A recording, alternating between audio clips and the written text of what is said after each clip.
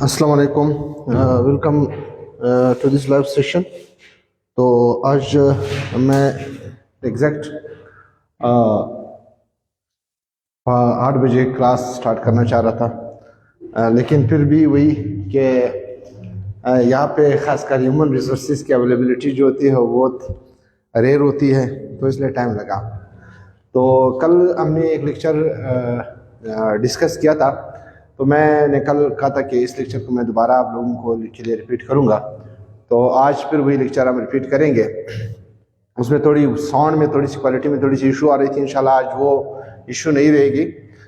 तो चलो चलते हैं अपने लेक्चर की तरफ।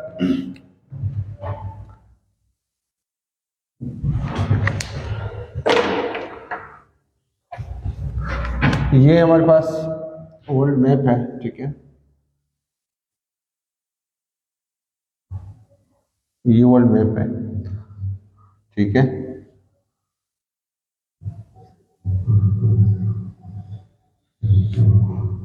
ये वर्ल्ड मैप बनाने का मकसद ये है कि मैप पर जो चीज़ आप सीख जाते हैं फिर वो आप आसानी से भूल नहीं जाते हैं, फिर वो हमेशा आपकी जो रिटेंशन है, लॉन्ग टर्म मेमोरी जो है वो मुस्तकिल रहती है, मतलब फिर आप भूल नहीं जाते हैं, ठीक है।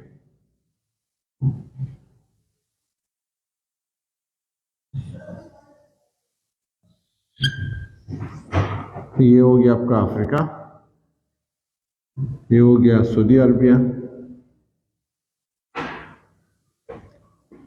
और ये हो गया रशिया।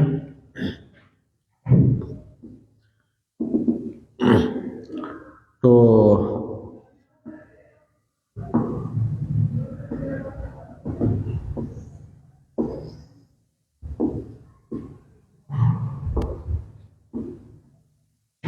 अच्छा, मतलब एक और आप लोगों से रिक्वेस्ट है, आप लोग जो एक्टिव हैं वो तो एक्टिव रहें, बाकी वो जो नॉन एक्टिव मेंबर्स हैं वो कैंडली ग्रुप लीव कर लें। इससे भी हम डिमोटिवेट भी होते हैं कि आप ग्रुप में भी हैं और आप वीडियो भी नहीं देखते, लेक्चर भी नहीं देखते, लाइव भी नहीं आते, सिर्फ आप ग्रुप में मतलब कार्बन डाइऑक्साइड और ऑक्सीजन को चेंज करने के लिए मौजूद होते हैं। किस लिए होते हैं? तो आप लोग ग्रुप लीव करें ताकि हमें भी ये सेंस तो ना रहे कि आप लोग जो है वो सीरियस नहीं है, बिकॉज टीचर्स को ये ये चीज़ बड़ा मैटर करता है, ठीक है। तो कैंडली अगर आप एक्टिव है तो एक्टिव रहे, नहीं तो आप ग्रुप लीव कर सकते हैं, नहीं तो फिर एडमिन जो है वो आपको भगा देगा। तो चलो आते हैं, पहला चीज़ हमारे पास जो है वो ये लाइन जो है, ये जो लाइन है इस लाइन का नाम है इक्वेटर, ठीक है। इक्वेटर वो लाइन है जो अर्थ को 2 बराबर हिस्सों में तकसीम करता है, ठीक है। इसको हमने कल डिस्कस किया था। इक्वेटर वो लाइन है जो अर्थ को 2 बराबर हिस्सों में तकसीम करता है। अच्छा, this equator is line that divides earth into 2 equal parts, ठीक है। नॉर्दर्न हेमिस्फीयर और साउदर्न हेमिस्फीयर में अर्थ को डिवाइड करता है। अच्छा, ये जो लाइन है, जो इक्वेटर है, ये equator, this is the exact path of the sun over the surface of the earth. ये जो इक्वेटर है ये सन की एग्जैक्ट पाथ भी है अर्थ के सरफेस पर, यानी इसका मतलब है कि सूरज बिल्कुल इसी रास्ते से गुजरता है, बिल्कुल एग्जैक्ट इसी रास्ते से गुजरता है।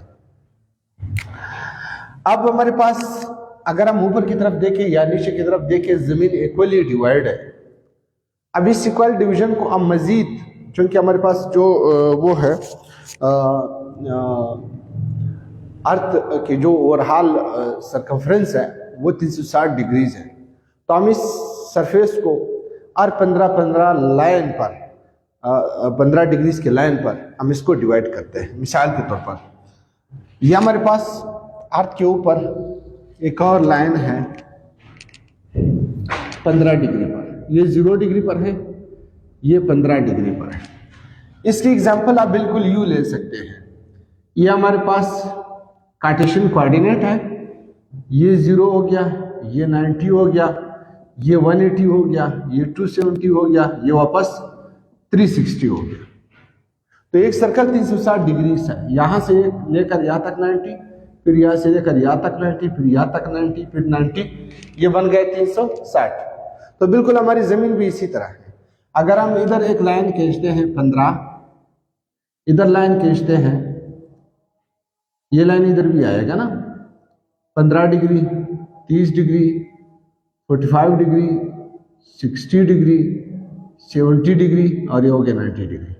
15 से 90, फिर ये भी 90, 90, 110, 90, 105, ठीक है, 120, जाते जाते 180 पूरे हो जाएंगे। फिर ये इसी तरह पूरा सर्कल हमने 360 डिग्री पे तकसीम कर दिया।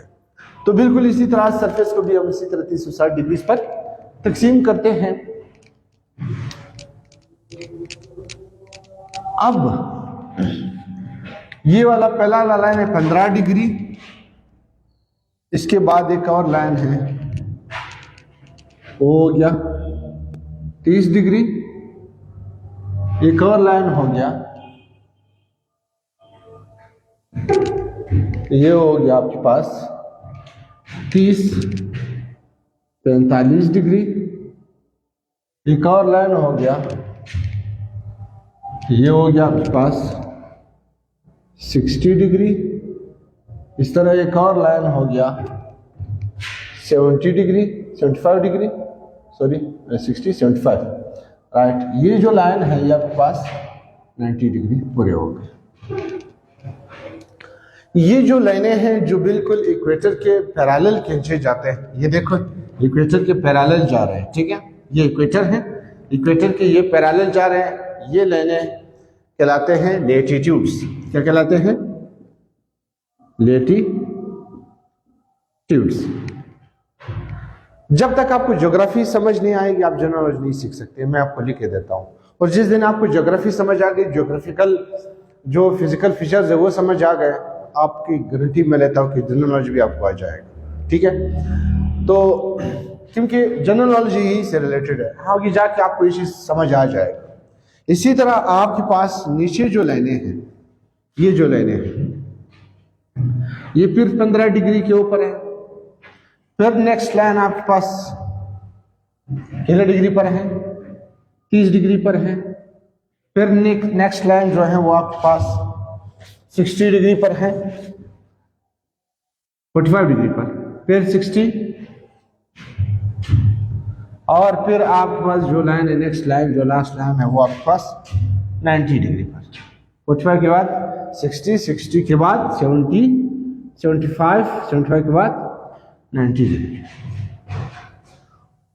तो 15 डिग्री की बुनियाद पर 6 लाइनें इस तरफ, तो इसका मतलब है 15, 96, फिर 15, 96, फिर 15, 96, फिर 15, 96, ये बन गया आपके पास 360 डिग्री, राइट। ये जो लेटीट्यूड्स है, these are those lines which are moving parallel to the equator. ये वो लाइनें हैं जो इक्वेटर के पैरेलल चलते हैं, ठीक है। अच्छा, अब हर लेटीट्यूड्स के बीच में, एक लेटीट्यूड से आप दूसरे लेटीट्यूड्स पर जाते हैं, you have to cover 110 kilometre. कितने किलोमीटर? कुछ किताबों में आपको 111 किलोमीटर नजर आएगा, कुछ किताबों में आपको 110 नजर आएगा। तो you have to cover 110 kilometre. आपने 110 किलोमीटर फासला तय करना होगा, फिर जाके आप जो है नेक्स्ट लेटीट्यूड पर जाओगे। इसी तरह यहाँ पे भी 110 किलोमीटर, यहाँ पे भी 110, यहाँ पे भी जाते जाते 110 किलोमीटर आपने कवर करना होगा। क्लियर? नाउ अब ये जो इक्वेटर की जो लाइन है जिसके साथ ये पैरेलल ये जो लाइनें चल रहे हैं, जो लेटीट्यूड्स हम कहते हैं, इसको खतूत तूल बलद कहते हैं। खतूत तूल बलद उर्दू में कहते हैं। ये वो लाइनें हैं जो इक्वेटर के पैरेलल चलते हैं। हर लाइन के बीच में 15 डिग्री का फासला है और 110 किलोमीटर का डिफरेंस है डिस्टेंस का। ये जो लाइनें हैं, आपके ज़हन में सवाल आएगा कि ये लाइनें कहाँ से आ रही हैं। हमारे ज़मीन के इर्द गिर्द ओवरऑल हमारी यूनिवर्स में 88 कॉन्स्टेलेशंस है। कितने कॉन्स्टेलेशंस है? 88 कॉन्स्टेलेशंस है। अब कॉन्स्टेलेशंस क्या है? Constellation is a group of stars moving together. एक ग्रुप ऑफ स्टार्स जो एक साथ चलता हो उसको कॉन्स्टेलेशन कहते हैं। ये जो कॉन्स्टेलेशंस है, 12 कॉन्स्टेलेशन, चूंकि हमारे 12 महीने हैं इसलिए हर मंथ में एक अलग कॉन्स्टेलेशन आता है, अलग जगह पर गुजरता है जमीन के रेफरेंस से। उसके ऊपर हमने एक लाइन खींचा। मिसाल के तौर पर एक कॉन्स्टेलेशन इस इलाके से इधर गुजरता है, दूर, बहुत दूर, ठीक है ना। एक कॉन्स्टेलेशन इधर से गुजरता है, उसका अलग लाइन है। एक कॉन्स्टेलेशन का अलग लाइन है, एक कॉन्स्टेलेशन का फिर अलग लाइन है। जाते जाते इस तरह हमने टोटल 12 कॉन्स्टेलेशन जमीन के इर्द गिर्द मूवमेंट करते। इसलिए हमने अपनी जो ईयर है, साल है, उसको हमने 12 महीनों में तकसीम किया है। अब आपको पता है कि हमारे पास 12 स्टार्स भी है, ठीक है। हर ग्रुप की मिसाल के तौर पर जनवरी का अलग स्टार है। शायद आप लोगों ने सुना होगा लोगों से, आप खुद आपको पता हो कि मेरा स्टार कैप्रिकॉर्न है, एक ने कहा मेरे एक्वेरियस है, एक ने कहा मेरा लियो है, एक ने कहा मेरा पाइसेस है, ठीक है, एक हमारे पास स्कॉर्पियो है। तो मुख्तलिफ लोगों की मुख्तलिफ स्टार्स है क्योंकि मुख्तलिफ महीनों में पैदा हुए हैं। इन स्टार्स को फिर एस्ट्रोलॉजी जो है, एस्ट्रोलॉजर जो है वो अप्लाई करते हैं, ठीक है।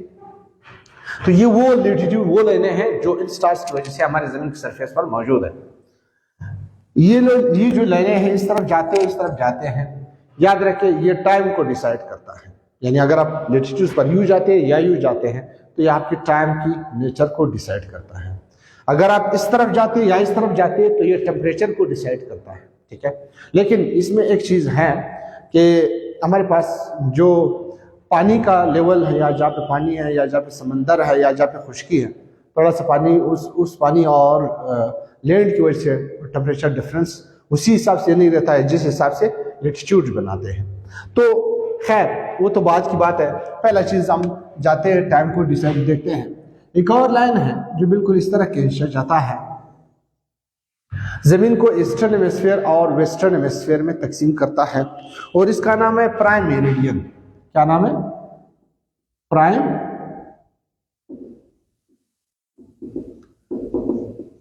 मेरिडियन। अब हमारे पास जो प्राइम मेरिडियन है, प्राइम मेरिडियन, ये वो लाइन है जो नॉर्थ से साउथ पर खींचा जाता है, नॉर्थ से साउथ पर खींचा जाता है।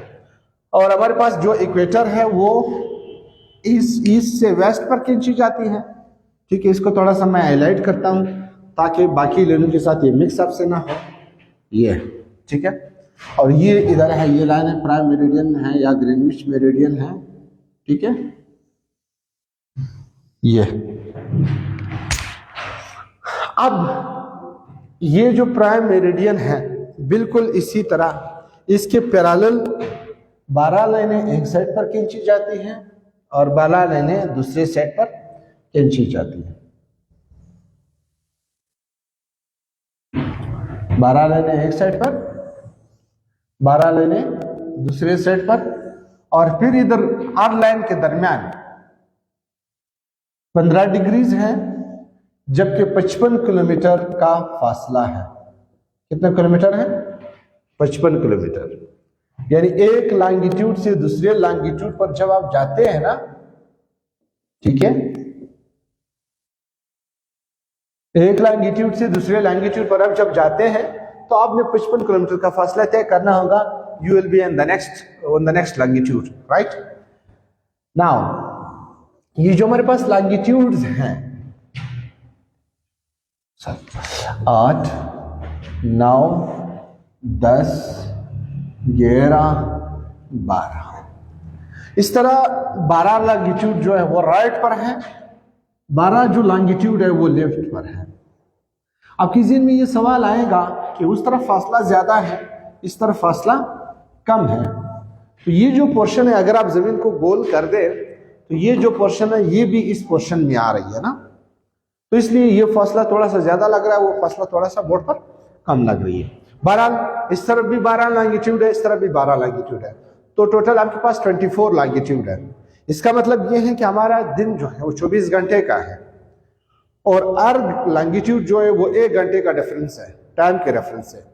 किलोमीटर के डिफरेंस से 15 है, डिग्री के रेफरेंस से जो है वो 15 डिग्री है, और टाइम के डिफरेंस से वो 1 घंटा है, राइट। इसलिए हमने जमीन के ऊपर जो दिन रात है उसको 24 घंटों में डिवाइड किया हुआ है। अच्छा, इसकी जो मेजरमेंट है प्राइम मेरिडियन या ग्रीनविच से की जाती है, जीएमटी से की जाती है। ग्रीनविच मेरिडियन आपकी घड़ी में, आपके मोबाइल में देखे तो जीएमटी इस्लामाबाद आ रहा है, ठीक है। ग्रीनविच मेरिडियन टाइम के मुताबिक इस्लामाबाद हमारा लॉन्गिट्यूड लाइन है, ठीक है। इसको खैर आगे देखते हैं, लेकिन यहां पे पहला चीज ये समझे, ये लाइनें जो इक्वेटर के पैरेलल चलते हैं, इक्वेटर के साथ साथ चलते हैं, ठीक है। ये इक्वेटर है, ठीक है, इसके साथ साथ लाइनें जा रहे हैं, तो पैरेलल जा रहे हैं इक्वेटर के, तो those lines moving parallel to the equator called latitudes, those lines moving parallel to the prime meridian called longitudes। वो लाइनें जो लॉन्गिट्यूड के पैरेलल चलते हैं उनको क्या कहते हैं? लॉन्गिट्यूड्स कहते हैं। अब सवाल आपके रूप के ज़हन में ये होगा कि लॉन्गिट्यूड को लॉन्गिट्यूड क्यों कहते हैं? लॉन्गिट्यूड इसलिए कहते हैं कि अगर आप सपोज एक सेब देख लें, ठीक है, तो मिसाल के तौर पर, या नारंज देख ले, या कोई मतलब ये आपके पास इसका पोर्शन कुछ यूं है, ये अगर आप इधर से इसको काटे तो ये सर्कल थोड़ा सा बड़ा है, और अगर आप इधर से काटे तो ये सर्कल छोटा है as compare to this circle, right. लेकिन अगर आप लॉन्गिट्यूड्स को काटे एक दूसरे के साथ, ठीक है, ये तो सारे लॉन्गिट्यूड्स जो हैं वो एक जैसे हैं, यानी सारे जो है लंबे सर्कल से, इस तरह काटे, इस तरह काटे, यूं काटे, ये सारे लंबे सर्कल है, इसलिए इसको लॉन्गिट्यूड्स कहते हैं। और अगर आप इस तरह काटे तो सेंटर वाला जो है वो बड़ा है, बाकी जैसे आप ऊपर जाते रहेंगे तो सर्कल जो है वो छोटे होते जाएंगे, इसलिए हम इसको कहते हैं लेटीट्यूड्स है। और लेटीट्यूड में सिर्फ एक ग्रेट सर्कल है, वो क्या है? Equator is a great circle, equator is a great circle latitudes में, क्योंकि इक्वेटर भी एक लेटीट्यूड है। अच्छा, और लॉन्गिट्यूड्स में तमाम जो सर्कल है वो लॉन्गिट्यूड्स है, तमाम ग्रेट सर्कल है, 24 के 24 ग्रेट सर्कल्स है। तो ओवरऑल 25 ग्रेट सर्कल्स है हमारे पास, 24 लॉन्गिट्यूड्स के और एक इक्वेटर मिला के, तो ये टोटल 25 ग्रेट सर्कल्स है। अच्छा, लेटीट्यूड में एक ग्रेट सर्कल इक्वेटर, लॉन्गिट्यूड में सारे ग्रेट सर्कल्स। अच्छा, अभी हम आते हैं, टाइम देखते हैं। यहां तो ये चीज आपको समझ आ गया ना। एक और चीज मैं समझाना चाह रहा हूं, ये मिसाल के तौर पर मैं यहां पे ये बना रहा हूं जमीन, ठीक है, जमीन कुछ यूं है, सपोज जमीन कुछ यूं है, क्लियर, ग्रे सही सर्कल नहीं है। सपोज ये सूरज है, सूरज है, ठीक है, सूरज की रोशनी आती है जमीन की तरफ, तो आप देख रहे हैं कि ये जो जगह है, एक तो ये नजदीक है, इसका मतलब है इक्वेटर जो है वो सन के नजदीक है। यहां पे सूरज की जो रोशनी है वो वर्टिकल है, एग्जैक्टली बिल्कुल स्ट्रेट है।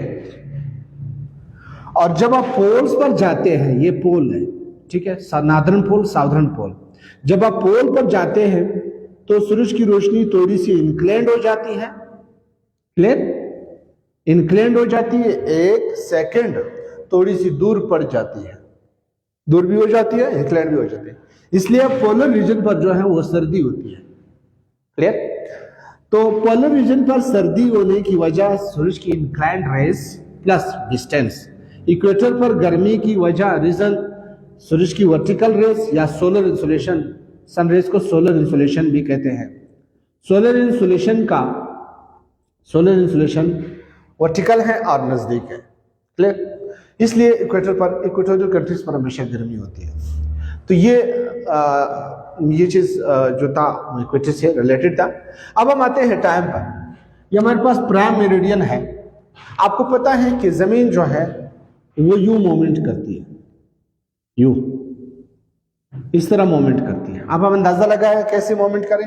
अगर मैं सामने बोर्ड के सामने खड़े हो जाऊं और जमीन मेरे सामने हो तो जमीन यहां से यू रोटेट कर रही है, ठीक है, यानी इसका मतलब है यहां से यू रोटेट कर रही है। अगर मैं जमीन अपने सामने रखूं तो मैं कहूंगा जमीन जो है वो एंटी क्लॉकवाइज रोटेट कर रही है, राइट टू लेफ्ट रोटेट कर रही है। लेकिन आपकी बनिस्बत जमीन जो है वो लेफ्ट टू राइट रोटेट कर रही है। लेकिन स्टैंडर्ड क्या है? स्टैंडर्ड ये है कि आपने नॉर्दर्न पोल पर मेरी तरह खड़े होकर सोचना है, देखना है जमीन यू रोटेट कर रही है, right to left anti clockwise rotate करे। अगर जमीन यू रोटेट कर रही है तो सूरज यू आएगा, यू दोनों मिलेंगे, क्लियर। जब यू दोनों मिलेंगे तो इसका मतलब यह है कि जमीन एंटी क्लॉकवाइज जा रही है और सन जो है वो क्लॉकवाइज जा रहा है, ये समझना है, ठीक है। अभी देखिए, आपको पता है कि जापान की तरफ ये सारा पैसिफिक ओशन है, फिर अलास्का तक, अमेरिका तक, ये सारा पैसिफिक ओशन है, ठीक है, समंदर है। अब यहाँ पहले किरणें जो हमारे एशिया में सबसे पहले किरणें या तो जापान पर पड़ती हैं या इधर हमारे पास कुछ छोटे छोटे स्टेट्स हैं, जैसे तिमोर आइलैंड है, ईस्ट तिमोर आइलैंड है, ठीक है, क्रिश्चियन आइलैंड है, इन पे पड़ती है, ठीक है। सबसे पहले जहाँ पे मतलब क्रिश्चियन की जो डे वो मनाई जाती है, तो इसलिए जापान को कहते हैं the land of rising sun. Rising sun का जो लैंड है वो किसको कहा जाता है? जापान को कहा जाता है। अभी मिसाल के तौर पर जापान पर सूरज की रोशनी निकल गई, ये जापान है, ठीक है, सूरज की रोशनी जापान पर निकल गई। सपोज हम एक एग्जांपल के तौर पर लेते हैं कि 9 बजे सूरज निकल गया जापान पर, ये सूरज निकल गया जापान पर, क्लियर। अब जब सूरज निकल गया 9 बजे, सपोज 9 बजे वहां पे सूरज निकलता है तो 9 बजे होती है, सपोज एग्जांपल सर्दियों के मौसम में सूरज जो है वो लेट निकलता है, 9 बजे, ठीक है। तो यहां पे कितने बजे हैं? अब अगर जापान पे सूरज निकल गया है तो इसका मतलब है सूरज अभी इस मुकाम पर है, इस मुकाम पर है, ठीक है, इस मुकाम पर। अब सूरज इधर आएगा, फिर इधर सूरज, इधर रोशनी आएगी, सूरज निकलेगा। अभी तक सूरज इधर है तो इसका मतलब है इधर अभी तक अंधेरा है, सूरज अभी तक नहीं है, क्योंकि जमीन यू जा रही है, सूरज ने यू आना है, ठीक है। तो इसका मतलब है इधर आपके पास 8 बजे है, ठीक है, इधर आपके पास 7 बजे है, इधर आपके पास 6, इधर आपके पास 5, इधर आपके पास 4, इधर आपके पास 3, इधर आपके पास 2, इधर आपके पास 1 और इधर आपके पास 12 बजे है। अच्छा, अभी देखें, नाउ 8 आप अंधेरे की तरफ जा रहे हैं, मतलब अर्ली मॉर्निंग की तरफ। ये अर्ली मॉर्निंग है, ये अर्ली मतलब मॉर्निंग की फर्स्ट पीरियड है, ये ऑलमोस्ट मिड नाइट है, ठीक है, ये 12 बजे की मिड नाइट है, ठीक है। तो इस तरफ आप जा रहे हैं तो अंधेरा चाहे जा रहा है। अच्छा, अभी ये 12 हो गए तो इसका मतलब है इधर क्या है? 11 है, इधर क्या है? 10 है, इधर क्या है? 9 है, इधर क्या है? 8 है, इधर क्या है? 7। अब देखो इस पॉइंट पर आपको इधर भी 9 नजर आ रहा है, उधर भी 9 नजर आ रहा है, ठीक है। आप इसको कहते हैं 9 AM है और इसको कहते हैं 9 PM है, ठीक है, यही होगा। अब देखें, अगर सूरज को आप कुछ वक्त के लिए इधर स्टैटिक कर दे, इस मुकाम पर आप सूरज को स्टैटिक कर दे, स्टैटिक कर दिया, और एक बंदा प्राइम मेरिडियन से आ रहा है, प्राइम मेरिडियन हमारी टाइम की मेन लोकेशन टाइमिंग है, ठीक है।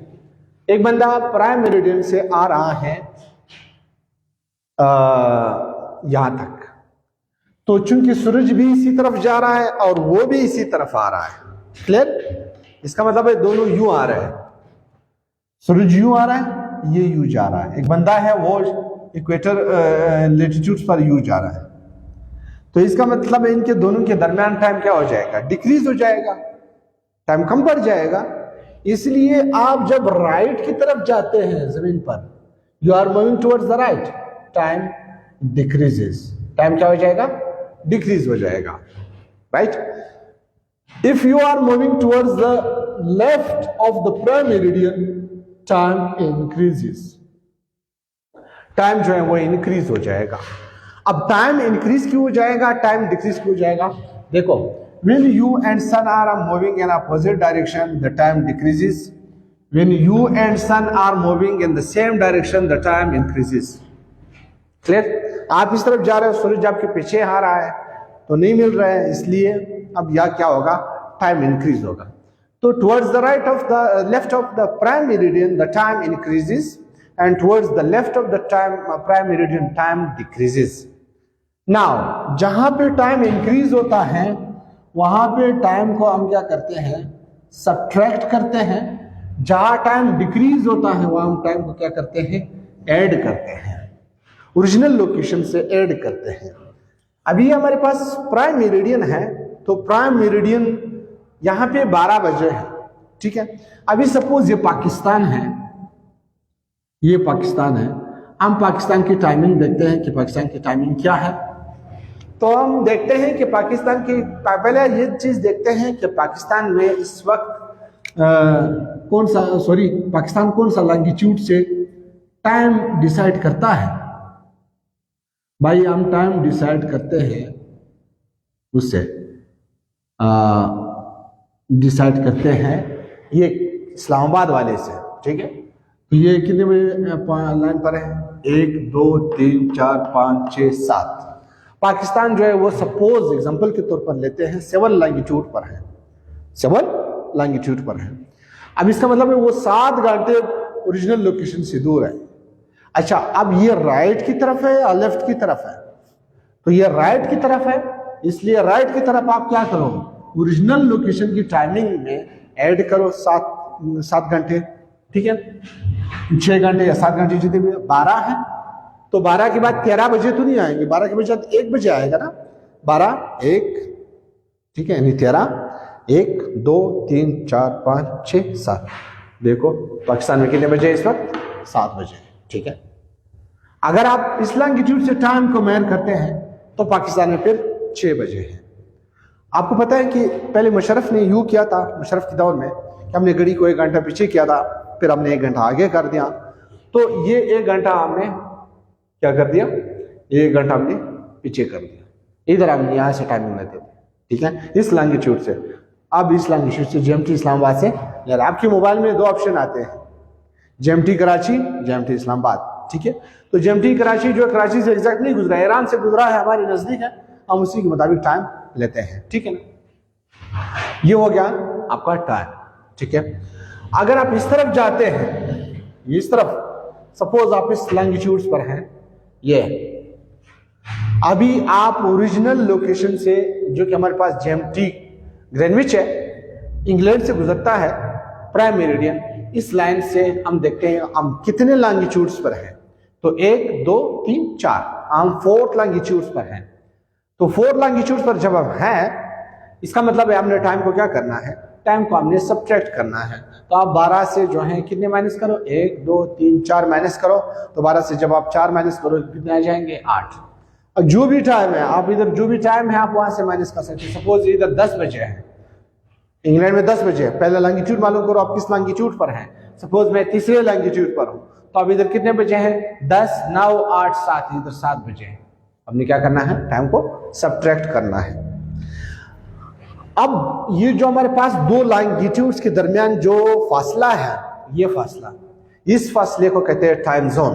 क्या कहते हैं, time zone. Time zone is the distance, is the area between 2 longitudes. अब बहुत सारे कंट्रीज है, जैसे रशिया गलबन 13 टाइम जोन ऑब्जर्व कर रही है, इनके पास 13 लॉन्गिट्यूड एट अ टाइम इससे गुजरते हैं, इतनी लंबी कंट्री है। तो अब जो हमारे पास रशिया है वो किस टाइम को फॉलो करती है, तो चूंकि रशिया जो है वो हमारे पास 1 2 3 4 5 6 7 8 9 10 11 12 13 लॉन्गिट्यूड्स को कवर कर रही है। इसका मतलब इसने अपने मुल्क में 13 टाइम जोन को लागू किया है। वो फिर कंट्रीज क्या करते हैं, कंट्रीज ये करते हैं कि अपने 2 या 3 जितना बड़े कंट्रीज है जैसे रशिया, तो वो 2-3 टाइम जोन आपस में अपने लिए रखते हैं कि यार ये टाइम जोन है और वो टाइम जोन है, यहाँ तक ये टाइम जोन है, यहाँ तक ये टाइम जोन है। ठीक है, तो time zone is the distance between the two longitudes, दो लॉन्गिट्यूड्स के दरमियान जो फासला है उसको लॉन्गिट्यूड्स कहते हैं। तो फिर वो सारे उस रूल को फॉलो करते हैं कि यार अगर आपने इस तरफ साइबेरिया जाना है तो आपने टाइम को डिक्रीज करना है, अगर आपने इस तरफ मॉस्को जाना है तो आपने टाइम को ऐड करना है, फिर वो इस तरह डिसाइड करते हैं। क्लियर? अच्छा, यहाँ पे एक और चीज भी हमने डिस्कस किया था, वो ये था कि ये 9 AM है और ये 9 PM है। एक और कॉन्सेप्ट आपको बताता हूं कि जमीन जो है वो सूरज के सामने जब होती है उसके आधे पोर्शन जो है, आधा पोर्शन जमीन का अंधेरे में होता है और आधा पोर्शन रोशनी में होता है। ठीक है, बिल्कुल यूं है जमीन। मिसाल के तौर पर यूं है जमीन, आधा पोर्शन क्या है, अंधेरे में है और आधा पोर्शन इसका रोशनी में। ये क्योंकि सूरज जो उसके सामने एक तरीके से होता है। क्लियर? आधे पोर्शन पर 15 तारीख है और आधे पोर्शन पर 16 तारीख है। लेकिन एक चीज ध्यान में रखना है कि हम तो 12 बजे के बाद डेट को चेंज करते हैं, रात के 12 बजे के बाद हम डेट को चेंज करते हैं। रात के 12 बजे तक हमारी आधे पोर्शन का एक हिस्सा रोशनी में होता है, आधे पोर्शन का एक हिस्सा अंधेरे में होता है। और वो जो रोशनी वाला होता है, रोशनी का भी एक आधा हिस्सा रोशनी में होता है, आधा हिस्सा अंधेरे में होता है। मिसाल के तौर पर आप डेट चेंज करेंगे ना, 12 बजे डेट चेंज करेंगे तो 12 से लेकर अगले 12 तक कितने घंटे हो गए? 12 घंटे हो गए। ये 12 घंटे में 6 घंटे 6 जगहों पर, यानी 6 घंटे जो एरिया है वो अंधेरे में और 6 घंटों का एरिया जो है वो रोशनी में है। इसका मतलब है एक ही तारीख का आधा पोर्शन अंधेरे में, आधा पोर्शन रोशनी में। और इसी तरह 16 तारीख का भी आधा पोर्शन अंधेरे में, आधा पोर्शन रोशनी में। देखो ओवरऑल जमीन देखें, ओवरऑल जमीन हमारे पास आधा पोर्शन अंधेरे में है, आधा पोर्शन रोशनी में। क्लियर? जमीन की रेफरेंस से बात करते हैं, आधा पोर्शन अंधेरे में, आधा पोर्शन रोशनी में। अब तारीख कहते हैं, तारीख तो 12 बजे के बाद चेंज करते हैं हम। तो तारीख की रेफरेंस से अगर हम देखें, 12 बजे तारीख चेंज हो गया, अगले 12 तक, ठीक है, अगले 12 तक हमारे 6 घंटे दिन जो है वो रोशनी में है, 6 घंटे जो है वो अंधेरे में है। फिर वही बात है। इसी तरह वो 6 घंटे अंधेरे में, 6 घंटे रोशनी में, 12 घंटे फिर 24 घंटे बन जाते हैं।